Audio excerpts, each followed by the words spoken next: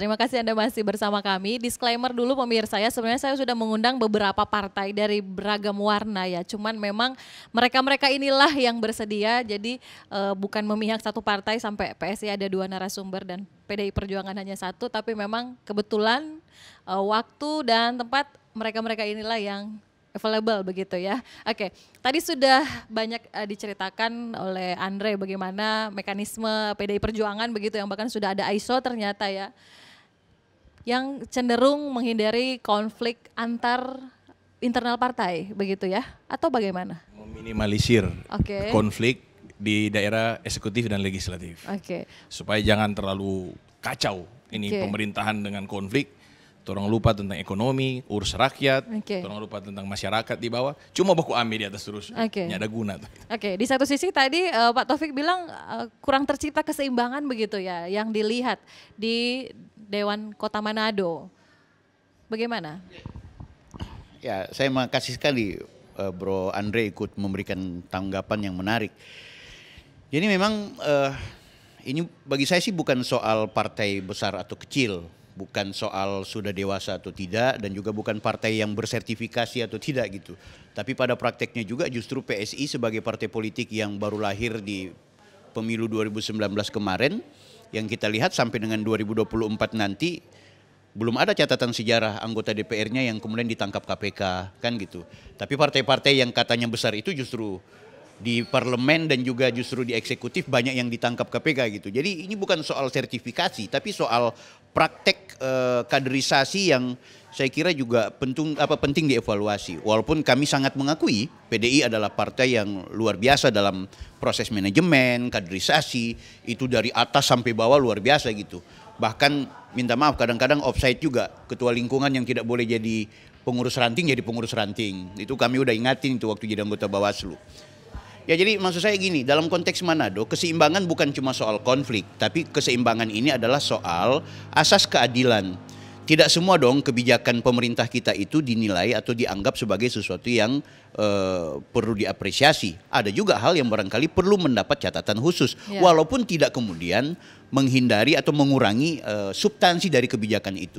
Misalnya, ketika saya turun ke lapangan sosialisasi ke masyarakat, banyak orang-orang tua kita dan juga masyarakat kita yang masih merindukan kenapa kebijakan pemerintah kita yang kemudian memutus kebijakan seperti adanya dana duka dan dana lansia. Walaupun itu sudah dievaluasi dan juga kebijakan hak prerogatif dari wali kota, itu sesuatu yang positif.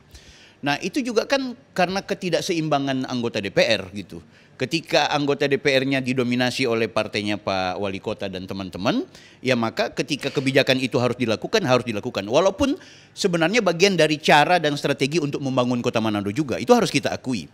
Tapi maksud saya begini, ketika teriakan rakyat juga banyak yang dominan membutuhkan dana duka dan dana lansia, dan DPR-nya diisi oleh orang-orang yang berpihak kepada orang-orang tua tersebut dan lansia-lansia tersebut, maka saya kira bisa saja mungkin Pak Andre Angau akan mengubah kebijakannya. Tetap dana duka diadakan, dana lansia, tapi manajemennya diperbaiki atau seperti apa. Bisa saja kan seperti itu. Ini bukan soal salah dan tidak salah ya, bukan juga soal like and dislike, tapi soal keseimbangan dalam mengambil kebijakan. Maka saya menganggap butuh ada orang yang kemudian atau teman-teman DPR yang ikut menyeimbangkan keadaan. Begitu juga ketika ada kebijakan dana insentif rohaniawan yang kemudian kemarin itu ribut. PSI kan adalah partai politik yang mengkritik itu kepada pemerintah. Tapi karena PSI cuma 1 kursi, waktu itu juga belum 1 fraksi.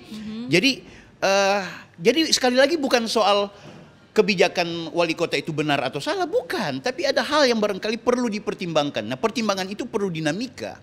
Nah memang banyak hal yang harus diselesaikan di rapat-rapat internal, baik itu di paripurna, rapat komisi, rapat hearing dengan stakeholder. Tapi kadang-kadang ekses itu hanya akan bisa terlihat ketika dia udah berada di ruang publik. Kebijakan pemerintah kalau cuma kemudian tidak dikritik secara banyak oleh semua golongan itu nggak berefek gitu.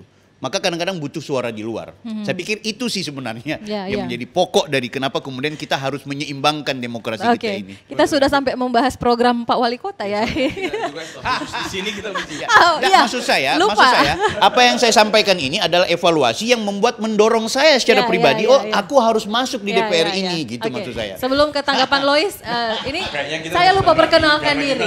Iya, ini staf khusus Wali Kota Manado juga. Dan beliau kan yang marah-marah dulu soalnya. Waktu-waktu itu yang kita protes dari Ibu Jurani, yang diserang oleh Ibu Jurani itu adalah staf khusus, bukan menyerang. Kan ini kalau legislatif berarti harus serang eksekutif. Eksekutif istilahnya dia memberikan itu protes eksekutif. Kami ini staf khusus, orang kerjanya eksekutif. Dia begini berarti, dia mestinya ke atas sini. Baru eksekutif yang bilang, oi, jangan mau dibaca cerita begitu. Itu yang waktu itu kita serang. Bukan masalah dana insentif rohaniawan itu.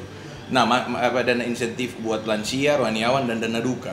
Masalah ini memang banyak sekali orang akhirnya sekarang ini pakai untuk melawan orang pemerintahan saat ini. Ini sangat banyak. Ini DP motivasi di belakang pakai isu ini. Salah satunya adalah memang mau menjatuhkan pemerintahan yang betul-betul DP niat itu memajukan daerah. Yang saat ini pemerintah membuat bukan menghilangkan untuk dana lansia itu orang restruk. Jadi orang atur. Ada DTKS, orang harus pakai sesuai DTKS, bukan seperti dulu. Saya pengusaha, Bu. Kita PO mak dapat dana lansia zaman dulu, tapi omak dapat dana lansia. Zaman dulu, sekarang dapat? Sekarang tidak, karena sudah masuk itu harus ada DP lain. Kita sangat mengerti. Waktu itu tapi mamak sendiri, kita orang tua waktu itu masih produktif, masih duduk sebagai direktur di kita perusahaan ekspor. Dapatlah dana lansia. Ini bukan main. Kebobrokan dari satu sistem zaman lampau yang akhirnya orang harus benarkan dan orang menjadi bulan-bulanan dari orang berkepentingan politik. Pemerintah saat ini justru sangat peduli soal manajemen anggaran sampai itu didesain lagi kayak seperti dana duka. Sekarang dirubah menjadi dapat gratis peti, dapat gratis perkuburan, segala kemungkinan. DP pendataan rakyat miskin itu sekarang ini sudah lebih jelas. Setiap palak sekarang saya mesti tahu di mana ada rakyat miskin. Sekarang orang saja di Pemkot bisa tahu di lingkungan ini berapa banyak orang mabuk, DP mabuk separah apa. Sampai sebegitunya? Sebegitunya. Kita lihat DP data. Ada DP bintang. Di Pemkot itu jadi ada DP pangkat. Ini mabuk pangkat 5. Berarti ini so mabuk sekali dia ini. Kira-kira begitulah. Jadi yang dilakukan selama ini adalah kayak serangan-serangan politis kalau menurut kita. Bukan serangan-serangan yang berniat kerja. Jadi kalau ingin bekerja, ingin join pemerintah, ingin join dalam legislatif, ayo kita join, orang bangun rame-rame ini Manado. Niatannya itu harus tulus bangun Manado, bukan menjatuhkan. Luar biasa. Betul-betul seorang staf khusus ya, perpanjangan dari Wali Kota Manado yang disampaikan. Saya nanti mau tanya ke Lois ya soal kira-kira bagaimana tanggapan soal yang dibahas tadi oleh Pak Taufik dan juga Bung Andre ini. Tapi kita jeda dulu pemirsa, tetap bersama kami.